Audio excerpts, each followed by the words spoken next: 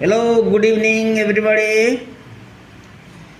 यो साँझको समयमा मैले केही कुरा राख्न चाहेको छु। हाम्रो नेपाल सरकारले किन यति दयावान हुन थालेको छ? अहिलेको सरकार किन त्यति निष्पक्ष हुन थालेको छ? किन त्यति पारदर्शिता हुन थालेको छ? पारदर्शिता त्योसँग हुनुपर्छ जसले पारदर्शिताको अर्थ बुझ्दछ, जसले जीवनमा पारदर्शी गरेको हुन्छ। जसलाई पारदर्शिताको अर्थै थाहा छैन त्योनिर पारदर्शिता हुनु, यिनीहरू त नङ्ग्याउन खोजिरहेछ। आफै नाङ्गो भएछ, अरूलाई पनि नङ्ग्याउन खोजिरहेछ।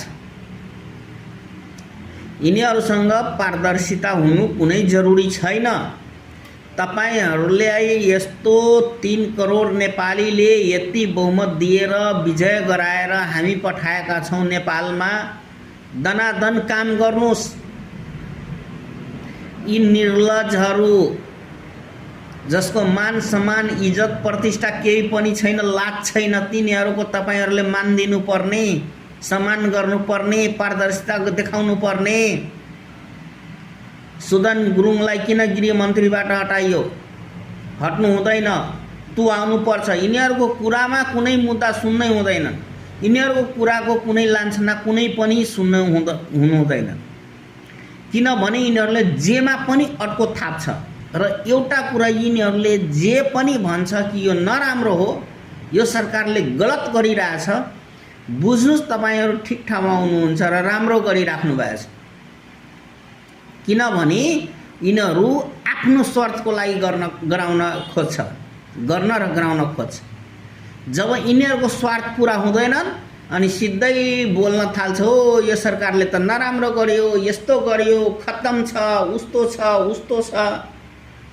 त्यसैले जहिले पनि शत्रुले कुनै कुरालाई नराम्रो भन्छ भने हाम्रो कामलाई बुझ्नुस् हामी ठिक ट्र्याकमा छौं। जब शत्रुले भन्छ हो राम्रो गर्यो, एकदम ठिक गर्यो, ठिक गरिरहेछ, बुझ्नुस् हामी गलत बाटोतिर गइरहेछौं, त्यति बेला सचिनु पर्ने अवस्था आउँछ, त्यति बेला ध्यान दिनु पर्ने अवस्था आउँछ। त्यसैले यी मूर्ख शत्रुहरू छन् क्या, त्यति जान्ने ज्ञान भएका शत्रुहरू छैनन्। तुरुन्तै रियाक्सन गर्छ, हाम्रो राम्रो कामबाट तुरुन्तै रियाक्सन देखाउँछ। त्यतिकैबाट हामी अध्ययन गरिहाल्नु पर्छ। हाम्रो काम एकदम ठिक ट्र्याकमा गइरहेछ, राम्रो भइरहेछ, किनभने शत्रुले नराम्रो भनिदियो। अब हामी ठिक